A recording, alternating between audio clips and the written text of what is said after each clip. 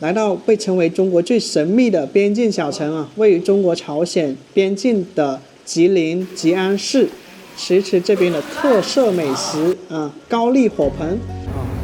到吉安市区了。你好，我是阿树。接上集，我离开最大的中国朝鲜口岸城市辽宁丹东，沿着东北最美边境国道 G331一路搭车来到了吉林吉安。和丹东一样，吉安与朝鲜仅隔着鸭绿江。那么另外，吉安还是东北亚著名的高句丽王朝的都城遗址所在地，拥有东北唯一的世界文化遗产。在接下来几集影片里，我将和你深度的探索这座被称为中国最神秘边城的城市。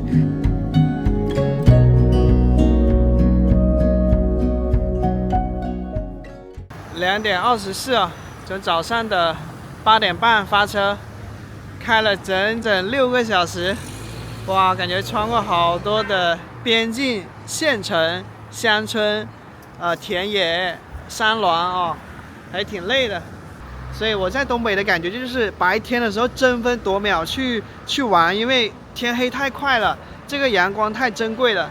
这一整天几乎都在路上了，还有2个小时，这座城市呢将夜幕降临啊。东北天黑太快了，作为南方人真的有点不适应。你像丹东的话，它4点半天黑，那么吉安呢在丹东以北几百公里，那我估计这里4点钟就天黑了。在边境小城有法拉利啊，而且是吉林牌的啊。前面那个公园叫高句丽主遗址公园啊，一些中老年人休闲的地方。像吉安的特色美食是潮族的高丽火盆啊。打开这个美食网站，排名榜单前面的订了一个民宿啊，就挨着这个朝鲜的山特别近。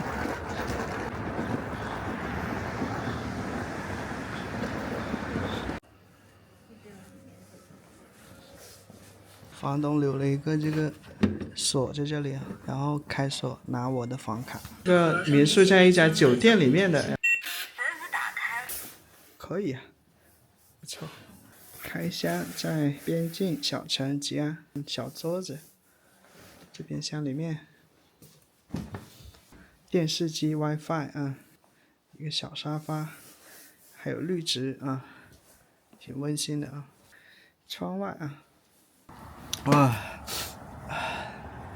室内跟室外2个温度啊！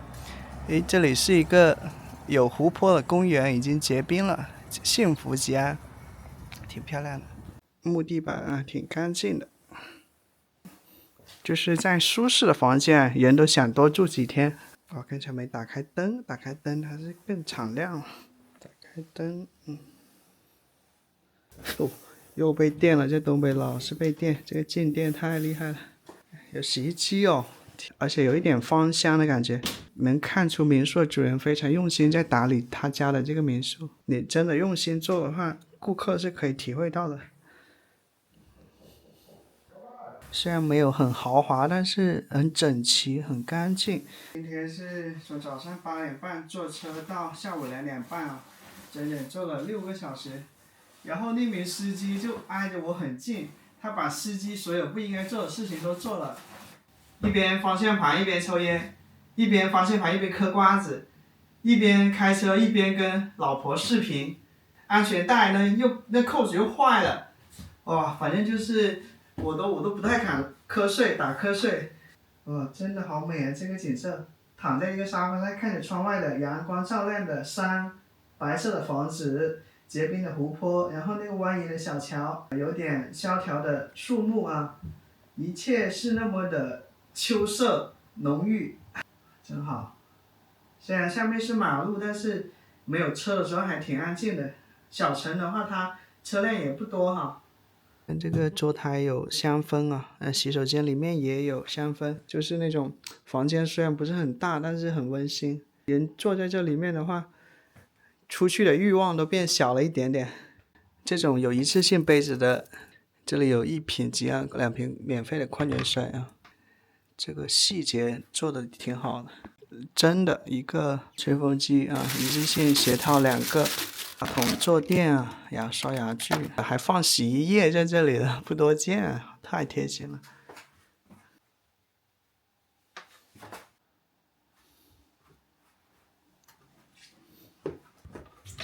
有衣架把我的羽绒服挂这里，穿着特别暖和。你看这个酒店叫长城公馆，打出一句标语叫看两国风景，窗景房，国境窗景房。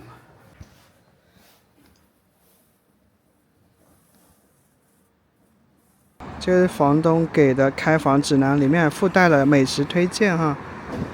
现在下午3点了，我午饭都没吃呢，但是因为有太阳啊，太阳太短暂而珍贵了，所以我们先去看一下被太阳照亮的中朝界河鸭绿江，老是念不顺啊，鸭绿江。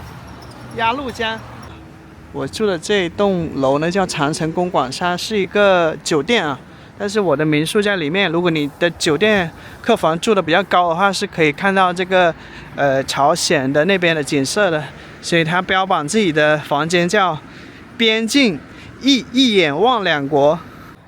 在国内去了很多地方了，我是第一次看到公安部立一个牌子，在每一家酒店啊，基本上大的酒店那个牌子写着，如果你发现有人私飞黑无人机航拍的话呢，你拨打举报电话，有现金奖励。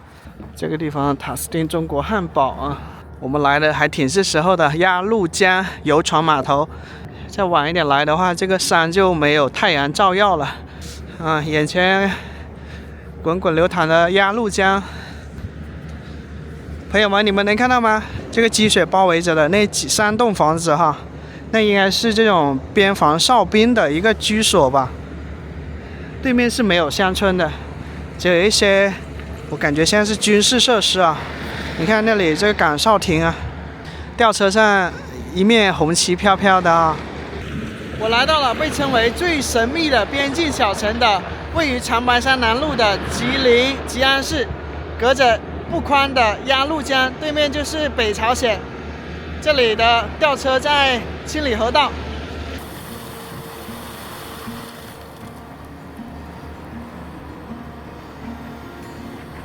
站在吉安的江边，能看到对岸朝鲜持江道的满浦市。该市面积适中，是鸭绿江沿线较大的朝鲜城镇之一。虽不像朝鲜平壤、元山这样的大城市那么大，但在朝鲜西北部地域中，它属于是比较显著的区域中心。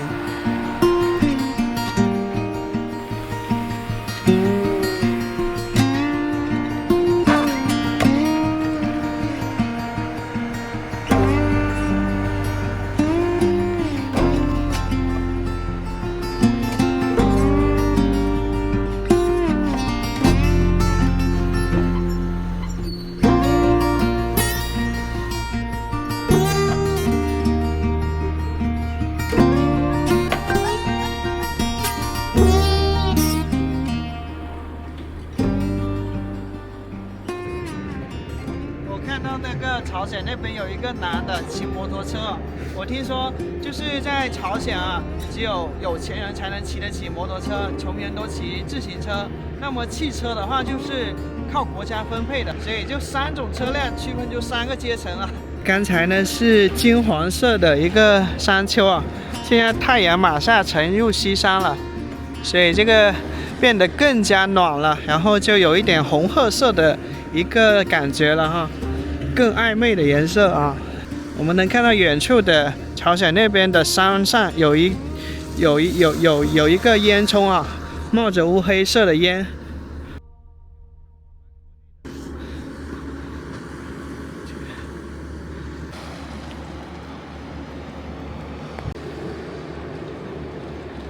就是你看，从疫情以后啊，它就再也没有开关过了。所以呢，几乎很少有国人能够去到那一片神秘的土地，那么近，那么远。听说很像中国的上世纪70、80年代。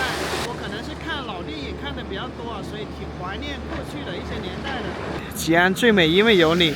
这个吉安旅游部门的这个 slogan 啊，吉安啊，世界遗产名录地。这个地方是一个沉船码头啊。也就是跟丹东一样游鸭绿江，只是因为现在淡季了，这里已经停止运营了啊，人太少了，加上太冷了。严禁向鸭绿江对岸拍照喊话置物做不雅举动。哇天啊，你看这个山上的一些枯木啊，这个山可以说是层林尽养啊，养成了这个很艳丽的红褐色。在大冷天啊，东北的好些地方呢，它的旅游业几乎是一个搁浅的停滞的状态。这些银杏树叶子全掉光了，只剩下仿佛画家笔下的这个线条的这样的市民啊。傍晚了，现在才3点59啊，也就4点钟，这个太阳已经沉入西山了啊，还剩一点点，天黑的太快了。这里是吉安旅行的叫4号码头吧，那么可以想象得到夏天的时候，这里也是有来往的一个游客的乘船游鸭绿江啊。鸭绿江上面有那些小鸭子，你看到没有？为什么这个鸭绿江这一段没有结冰呢？我看今天比它更南的这个浑江啊都结冰了。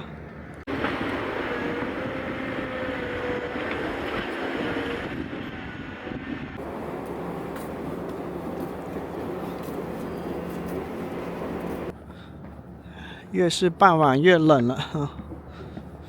这些商铺很多是这个吉安的特产啊，最主要就2个，人参跟鹿茸啊。在江边散步的人远没有在丹东鸭绿江边散步的人多啊。看到这就围了铁丝网了哈。边境提示啊，军事设施破坏有罪，翻越违法。铁建筑上面有3个大型的摄像头啊，24小时监控边境的一举一动。这个集装箱一样的啊，也是布满了摄像头。再往前走一走吧。这种一个人走在空旷的寂寥的地方啊，有一种出世的享受啊，然后的感觉。无人机越界即违法但是人虽少，但是真的享受在这里走，虽然很冷感觉是比较难得的体验啊。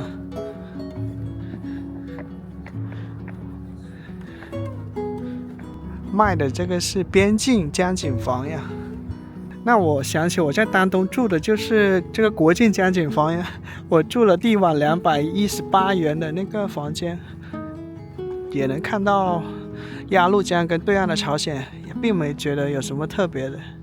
我这个手可能是因为太冷了，然后刚才抽筋了。看，大概也就过了20分钟吧，阳光呢从山坡上彻底的收回去了。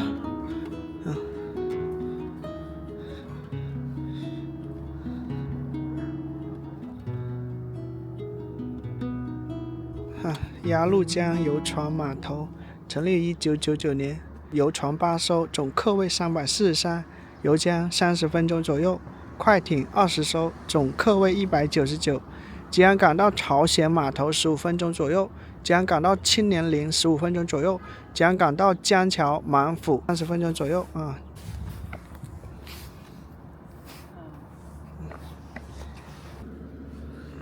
这里是这个吉他广场，立了一把超巨大的吉他，看到那个显示屏没有？播放着抗美援朝的一些纪录片吧。广场上的话就寥寥几个人吧。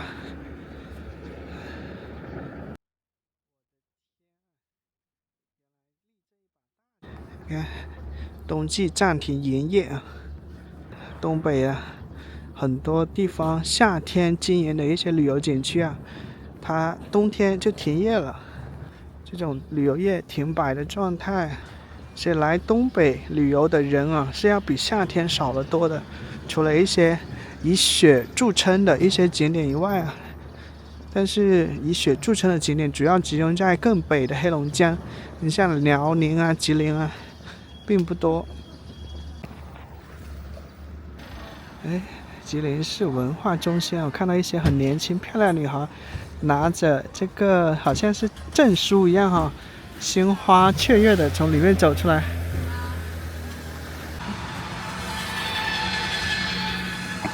这是吉安博物馆，暂停开放周一哦，好可惜啊！这11月21日起，吉安博物馆暂停对外开放，开放时间另行通知。哎，又少了一个可以参观的地方哦。出租车是红旗牌的。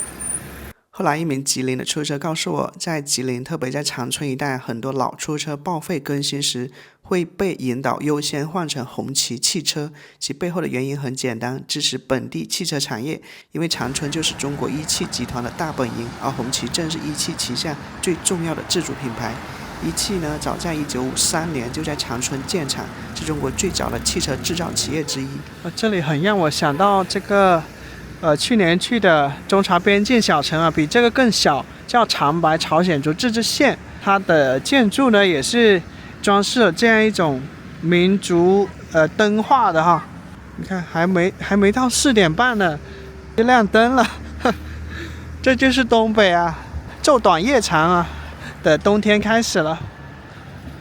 接下来咱们就吃午饭吧，反正午饭晚饭一起吃了。吃这个吉安特色美食高丽火盆啊，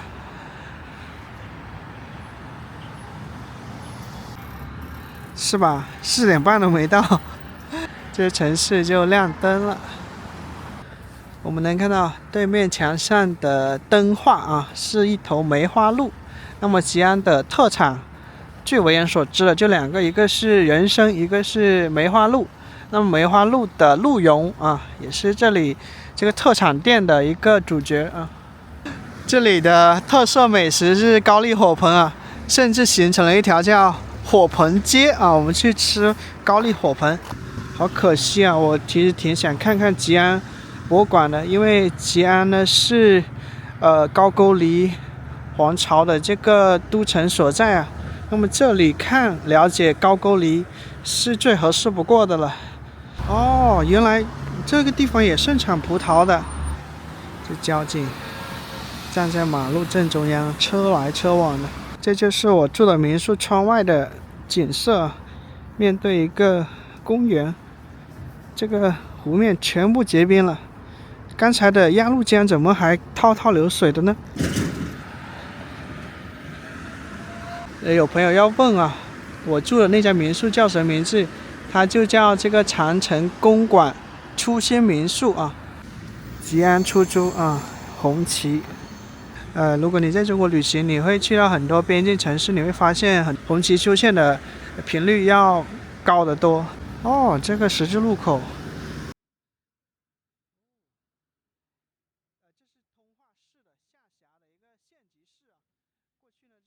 距离火盆街还有50米。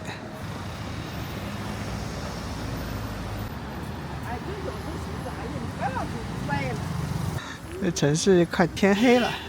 刚才下午2点多的时候看了一下，这是零下3度。那么现在下午4点半，零下4度。我也能感觉到这个，越晚然后天气越冷啊。咱们来看这火盆街有各种的昌盛高丽火商店呢，有中文也有韩语，韩国日用品、寿司拉面啊，这个就是火盆街了吧？昌盛火盆欢迎您。吃哪家呢？你看到有那么多的奖状啊。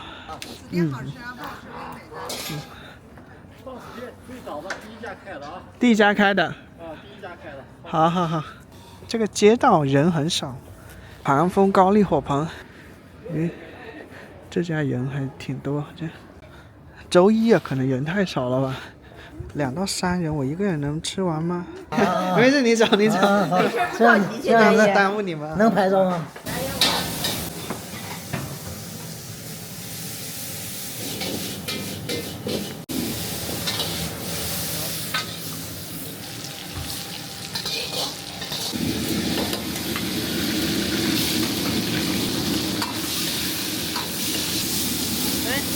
这个高丽火盆是个咱们潮。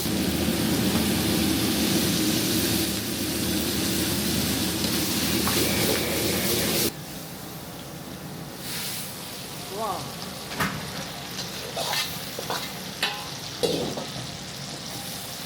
牛肉是吧？是朝鲜族留下的遗产啊。再早年都知道的，历史文化很穷，所以说把各种食材放在一起，而煎在一起的吃的。可以了，马上我给你上。好好好，谢谢。他们哎，对我上。到那儿就。这一大盆是2到3个人的量了，我感觉我能吃1/3就不错了。他说要烤一会儿，这个用的是竹炭啊，在这里就感觉特别暖和，像烤火一样。还给了一个鸡蛋，配的这个米酒啊，这一大锅哈，里面有10种配菜。这个会不会它烤焦啊？因为这个炭一直在下面。就是烤的干了一点。啊。就是收汁儿。说到高丽火盆，就要说到历史上中国东北和朝鲜半岛上一个非常重要、持续时间很长的古代王朝——高句丽，始建于公元前37年到公元668年，存在约705年。我叫夏季游览东北唯一的世界文化遗产，位于吉安的高句丽王城王陵及贵族墓葬时，再展开聊聊高句丽王朝。据说是有一代高句丽王室内，哥哥想篡夺王位，把弟弟杀了。弟弟的儿子以弗四处逃亡，以弗逃生的时候只带走了一个可以吃饭的铜钵，到处流浪，受尽了人间的各种苦难，饿了就抓蛇和鱼、野鸡等放在铜钵里面煮熟了吃，久而久之就养成了一个习惯，不管什么食物，不管多少种类，它都合在一起放在铜钵里煮熟了吃。那么后来民不聊生，国人痛恨，派人寻找到了以弗，推他当选了国王。他当上了国王以后呢，人坚持不管什么食物，不管多少种类都要合在一起放在他的铜钵里面煮熟了吃。后来呢，他底下的人就发明了一种平底铜盆，将以弗爱吃的各种食物合在一起放进去，用炭火蒸煮，供以弗食用。那么皇宫贵族啊争相效仿，这一宫廷美食呢逐渐传到了民间百姓里面，吃火盆成了高句丽人的时常饮食，并把这种饮食方式叫做高句丽火盆，久而久之被传为高丽火盆。朋友们开吃了，你看这个烤了焦黄的豆腐啊，下面的炭火还很旺盛，我怕烤焦了，要时不时翻一翻。我感觉都不用吃饭了，光吃菜就饱了。猪肉、牛肉、猪小肠、蹄筋儿、牛蹄筋儿、牛肚、蘑菇、豆腐都加米团和洋葱，再少切一个，就这样的豆腐，就差不多了。还送了这个鲜族的特色啊，调的麻酱、胡椒粉、辣椒面啊。不用焦黄一点都行。敬各位一直支持安素的朋友啊，酸甜的白酒。白酒味不多啊，这牛肉，这些菜它是没有加调味料的，所以我们吃的时候要蘸一下这个酱汁、酱水。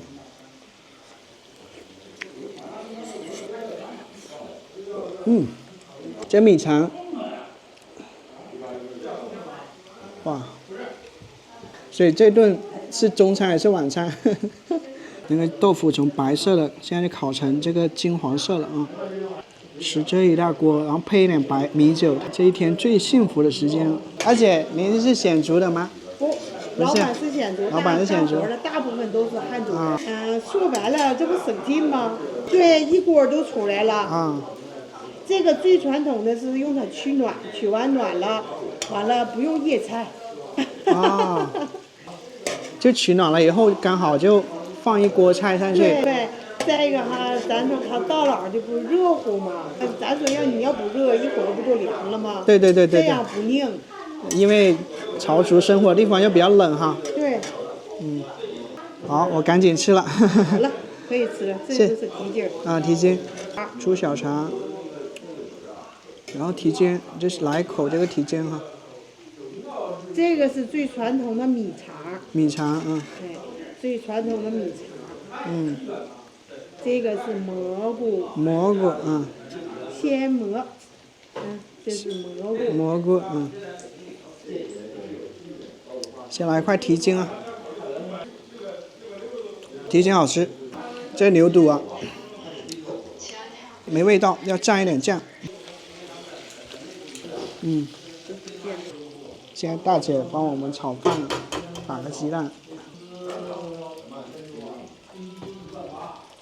为什么又有这种吃法？是为了节省它的油盐是吧？利用它的油盐哈。它的味道炒出来的米饭味道也不一样。也没说什么感觉，这玩意儿。盛一点这个炒饭啊，蛋炒饭啊，我感觉这一大盆要浪费挺多的呀。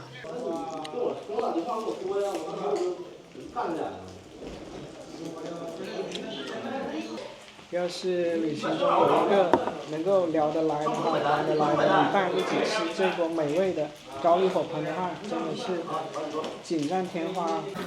把这个火盆给撤了，怕它待会儿的话烤得太焦了、太咸了，或者说烤焦了。我可能吃了1/4吧，就有点吃不动了。哇，浪费的太多了！餐厅门口有10来只鹅啊！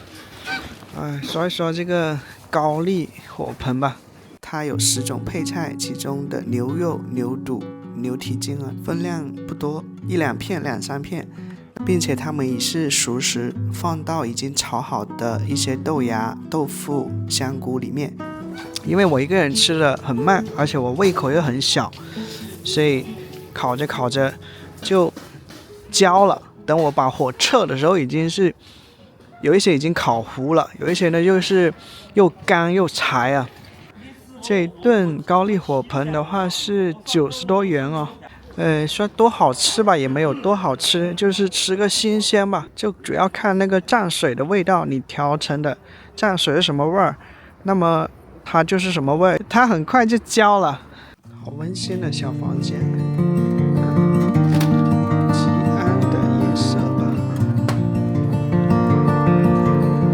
吉安博物馆那里有人跳舞啊，蜿蜒的彩色的一个感觉。